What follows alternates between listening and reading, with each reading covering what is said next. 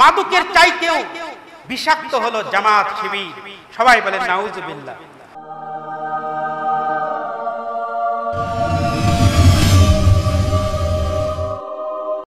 দেশ জাতি সারা বিশ্ব আজকে হুমকির মধ্যে, কিন্তু আলেম ওলামা আমাদের আজকে দাম্ভিকতা অনেক বেশি বেড়ে গেছে।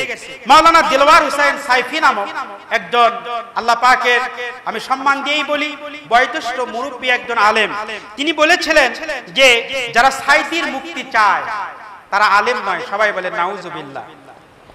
এই যে বয়োজ্যেষ্ঠ ব্যক্তি, তার এই কথা সারা পৃথিবীতে, এখন সারা পৃথিবীতে ব্যাপক হারে আলোচিত হচ্ছে। শুধু তাই নয়, তার একটি ওয়াজে আমি দেখলাম তিনি বলেছেন মাদকের চাইতেও বিষাক্ত হলো জামাত শিবির। সবাই বলেন নাউজুবিল্লাহ। মাদকের চেয়েও বিষাক্ত হলো জামাত শিবির। আপনারা ভালো করে শুনে নেন, আপনারা গিয়ে যদি সার্চ দেন দিলওয়ার হোসেন সাইফি, তার বিভিন্ন ওয়াজ ভিডিও আপনারা পেয়ে যাবেন। তিনি বলেছেন মাদকের চাইতেও বিষাক্ত হলো জামাত শিবির। আমাদের দেশে রাজনৈতিক কারণে একটি দল আজকে বিপর্যস্ত, বিলুপ্তির পথে, বাতিল হওয়ার পক্ষে, বাতিল হওয়ার প্রায় পথে।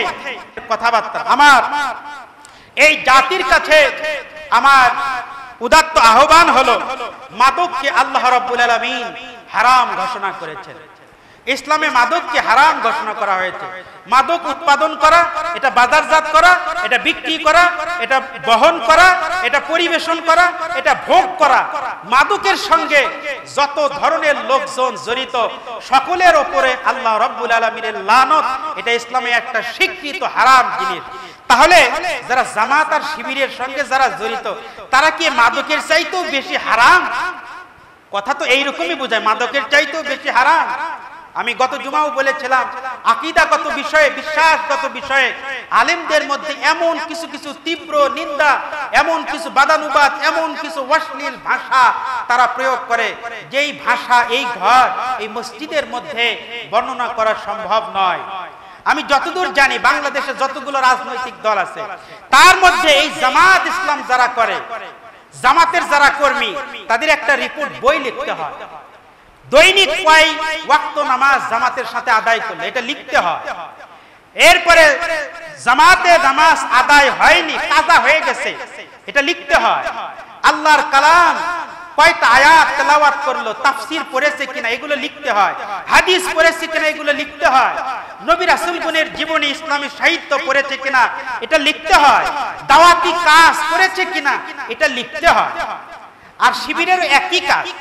শিবিরের সঙ্গে যারা জড়িত ছিল, আমি বাস্তবতার আলোকে বলবো, এই পুরান বগুড়া জহুরুল নগর আইজুল হক কলেজে কোনো ছাত্র ছাত্রী আপনাদের এই মহল্লার যদি পড়ে থাকে, তাহলে আপনারা শুনবেন অনেক যুবতী মেয়ে সকাল 10টায় একটা মেসে একটা ঘরের মধ্যে ঢোকে, 4টা পর্যন্ত, আসরের নামাজ পর্যন্ত, 5টা পর্যন্ত এই যুবতী মেয়ে ওই বন্ধুর সঙ্গে স্বামী স্ত্রীর মতো তারা ঘরের মধ্যে থাকে, জিনা ব্যভিচারে লিপ্ত হয়। তাদের সম্পর্কে আপনারা একটা মন্তব্য করেন না। আপনি এমন কিছু মানুষের সম্পর্কে কিছু মন্তব্য করলেন যারা কিছু মানুষকে কোরআনের দিকে, দ্বীনের দিকে, নামাজের দিকে, কলেজ, ইউনিভার্সিটি, বিশ্ববিদ্যালয়ের ছাত্ররা তারা কোরআন বেশিরভাগ পড়তে জানে না, তাদেরকে কোরআনের দিকে, দ্বীনের দিকে, আল্লাহর বিধানের দিকে, আল্লাহর নবীর দিকে যারা আহ্বান করে, তাদেরকে উদাহরণ দিলেন আপনি মাদকের চাইতেও ভয়াবহ। এই নিকৃষ্ট উদাহরণ। আল্লাহকে ভয় করুন। এই দুনিয়ার সরকারই তো শেষ সরকার নয়। গাড়ির চাকা সব সময় উপরে থাকে না, উপরেরটা নিচে আসে, নিচেরটা উপরে যায়, এইভাবেই ঘুরতে থাকে। আজকে মনে করছেন বাংলাদেশের প্রেক্ষাপট একটা, আজকে যা বলবেন সব আপনার কথা গ্রহণ করে না হবে, জাতি মুখ বন্ধ করে সব কথা শুনবে।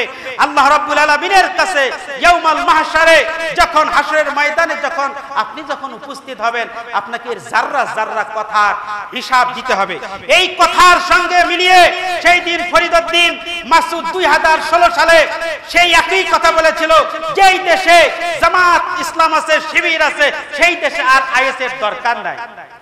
এই কথাই বলেছিল শাহবাগের গণজাগরণ মঞ্চ, ইমরান সরকার, যার পিছনে বাংলাদেশের সরকার লক্ষ লক্ষ টাকা খরচ করে দিয়েছিল, যার পিছনে শিক্ষামন্ত্রীর মেয়েকে লেলিয়ে দিয়ে যার সঙ্গে আত্মীয়তার সম্পর্ক করেছিল, বাংলাদেশের আলেম ওলামাদেরকে বন্দী করে যাদেরকে ফাঁসির কাস্টে ঝুলিয়ে দিয়েছিল সেই নাস্তিক বেঈমানেরা ঠিক একই সুরে কথা বলেছিল, ঠিক সেই সুরে একজন হক্কানি আলেম, একজন মুরব্বী আলেম এই সুরে কথা বলতে পারে না।